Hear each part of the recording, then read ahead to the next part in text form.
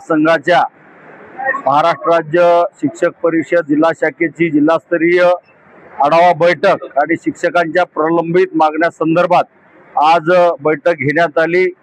या बैठकीमध्ये आज हॉटेल ताज पाटील नांदेड येथे आज जो राज्यातला आणि जिल्ह्यातला आमच्या शाळेतल्या मुख्याध्यापकांचा जो महत्त्वाचा विषय आहे की अन्न प्रशासन विभागाने जो काही नोंदणी करण्यासाठी बंधनकारक केलेला आहे त्या नोंदणी प्रमाणपत्राच्या विरोधात आमच्या संघट शिक्षक परिषदेच्या वतीनं आम्ही माननीय मुख्यमंत्री महोदय माननीय राज्यपाल यांच्याकडे ते आम्हाला बंधनकारक करू नये यासाठी आम्ही मागणी केलेली आहे।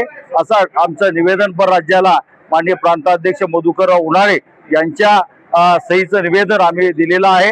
त्यामुळे जिल्ह्यातल्या कुठल्याही मुख्याध्यापकांनी याचा शासनाचा जो काही निर्णय आहे, कारण शासन निर्णयामध्ये अधिकृत असं कुठेही म्हणलेलं नाही की मुख्याध्यापकांनी नोंदणी करावी।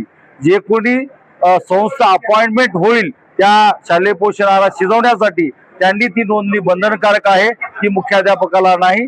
याच बरोबर जिल्ह्यातल्या DCPS धारकांचा NPS जो वर्ग होतो तो कपातीची रक्कम 4 महिन्यानंतर जमा होते ती दरमहा करावी अशा आणि याच बरोबर चट्टोपाध्याय वरिष्ठ वेतन श्रेणी आदिवासी नक्षलग्रस्त भागातील व आमच्या शिक्षक बांधवांना माननीय उच्च न्यायालय संभाजीनगर औरंगाबाद खंडपीठाने शासन निर्णय दिल्यानंतरही जिल्हा परिषद प्रशासन त्यांना एक तर वेतनवाढ भाडे लागू करत नाही, ही एक अतिशय अवमानकारक गोष्ट आहे। म्हणून या विरोधात आम्ही 8 आठवड्याच्या मुदतीनंतर अवमान याचिका दाखल करू।